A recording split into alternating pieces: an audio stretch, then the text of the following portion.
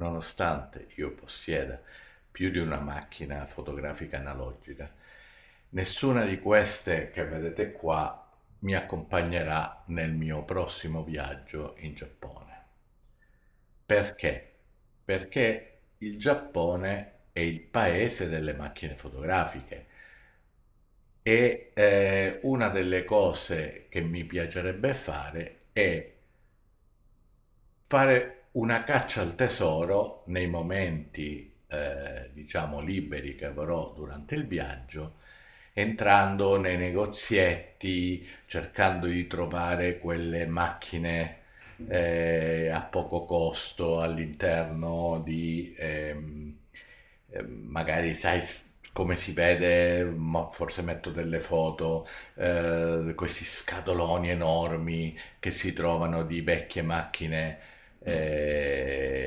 magari distrutte, però magari dall'interno si riesce a trovare qualcosa di decente a poco prezzo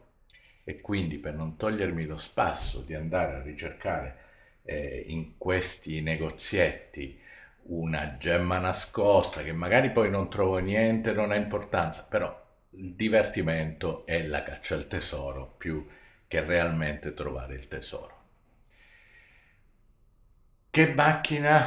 vorrei trovare? In Giappone vorrei trovare sempre un'analogica che però diciamo abbia delle caratteristiche diverse da quelle che ho già. In pratica io ho due reflex, la mia diciamo storica, quella la prima con la quale ho iniziato a scattare in reflex, che è la Zenith 122. C'ho questa Nikon F501, buonissima, di cui oltretutto ho tre obiettivi abbastanza buoni e già queste due il problema è che io non amo particolarmente le reflex perché per quanto siano buone comunque sono pesanti e ingombranti. E allora si potrebbe pensare a questa, diciamo, questo formato di macchina che è piccola, in fondo neanche troppo pesante, però per esempio questa macchina, essendo una macchina veramente antica, manca di esposimetro e su questo si potrebbe anche sorvolare perché si può mettere un esposimetro esterno. Ora ci sono questi della TRT Artisan che non costano molto e ci starebbe molto bene, quello nero qua sopra, però gli manca l'attacco flash e su una macchina ehm, diciamo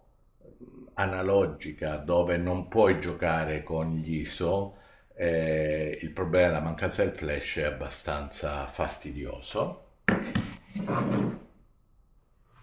Poi c'è questa che invece ha l'attacco flash, è piccola, è leggera, ha una bella lente, ma è ehm, automatica, quindi io non posso gestire diaframmi e tempi perché li sceglie da sola. Allora io vorrei cercare una macchinetta piccola come queste due, ma che sia totalmente manuale o possa essere usata in maniera totalmente manuale, che abbia l'attacco flash, possibilmente col pin centrale, un buon obiettivo e che sia rangefinder perché mi piace proprio lo stile rangefinder ed in più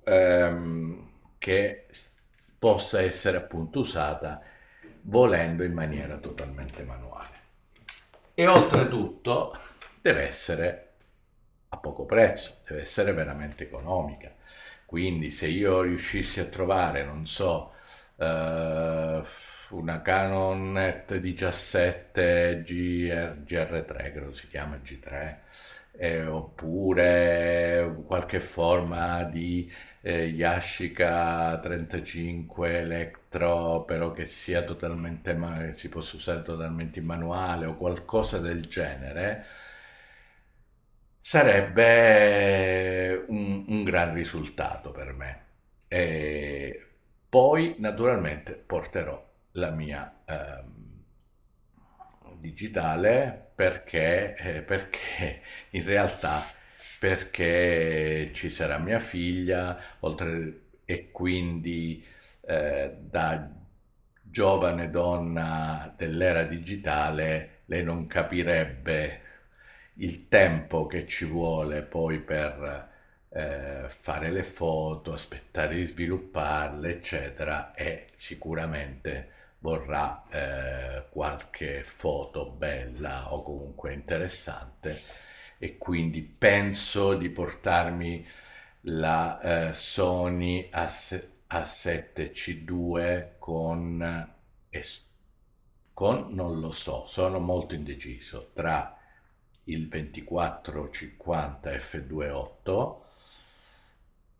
lente sì stupenda, super aperta, eccetera, ma che sbilancia leggermente la macchina, e invece la lente che ho sempre portato per i viaggi sia in Argentina, in Cile, nel viaggio in Giappone dell'anno scorso, eccetera, che è il vituperato 2860, che invece, oltretutto l'ho portata anche in Spagna, nell'ultimo viaggio in Spagna, che però alla fine mi ha sempre dato delle ottime sensazioni, ma i risultati effettivamente sono sempre stati molto buoni, pur essendo uno zoom un pochino scuro, ma diciamo che in generale mi sono sempre trovato poi alla fine con delle ottime foto alla fine della fiera, come si dice, no? Quindi chiudiamo questo video, parleremo estensamente di questo viaggio in Giappone per il 2024. Vi ricordo che io ero già stato un mese nel fine 2023, però con la differenza che la volta scorsa c'ero stato da solo e questa volta vado con la famiglia e quindi